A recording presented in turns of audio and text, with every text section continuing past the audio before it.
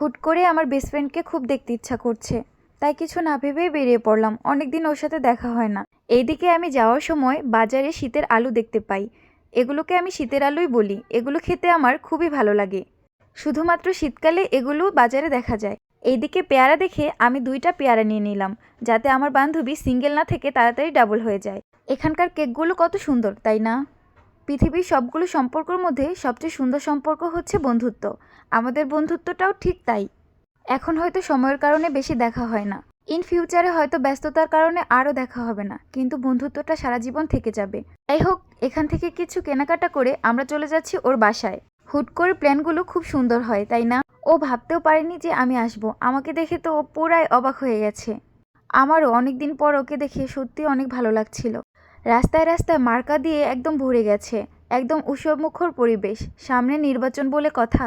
এইদিকে আমি অটোতে উঠেছি নাকি উড়োজাহাজে উঠেছি আমি ঠিক বুঝতে পারতেছিলাম না। আমাদের সিটটা এত উঁচা যে আমি পা দিয়ে নাগাল পাচ্ছিলাম না। তাই আমি এখানে পা ঝুলাচ্ছিলাম আর দেখাচ্ছিলাম আমি কত উঁচাতে বসেছি। এই তো রেল লাইন। আমরা বাসার কাছাকাছি প্রায় এসে পড়েছি। ও আমাকে দেখে পুরাই শকড হয়ে গেছে। আমরা দুজন দুজনকে হাগ করে 1 মিনিটের মতো বসেছিলাম। মাঝে এমন শকড করলে খারাপ হয় না, তাই না? তারপরে আমি ওকে দেখাচ্ছিলাম ওর জন্য 2টা পেয়ারা নিয়ে এসেছি। একটা ওর হাজব্যান্ড আর একটা ও। আর ওকে বলছিলাম যে তাড়াতাড়ি তোরা ডাবল হয়ে যা, দূরে আর থাকিস না। এই তো আমরা একটু কোকা কোলা খাচ্ছিলাম। আসলে আমরা একসাথে থাকলে অনেক মজা করি, যেগুলো ক্যামেরাবন্দি করা হয়নি। এই তো সে আমাকে একটু মেহমানদারি করছিল।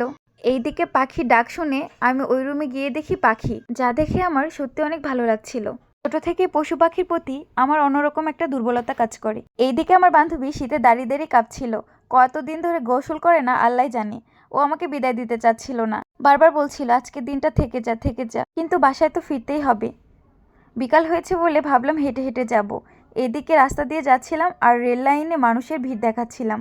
এর মধ্যে একটা ট্রেন আসলো। আমাদের বাসা থেকে ওদের বাসা বেশি একটা দূরে নয়।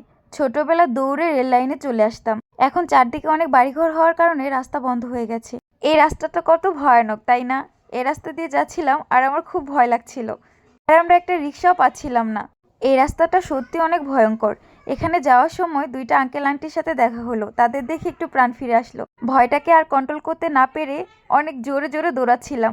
সব মিলে আজকের দিনটা ভালোই ছিল। দেখা হবে পরের কোনো ভিডিওতে। ভালো থাকবেন সবাই। আল্লাহ হাফেজ।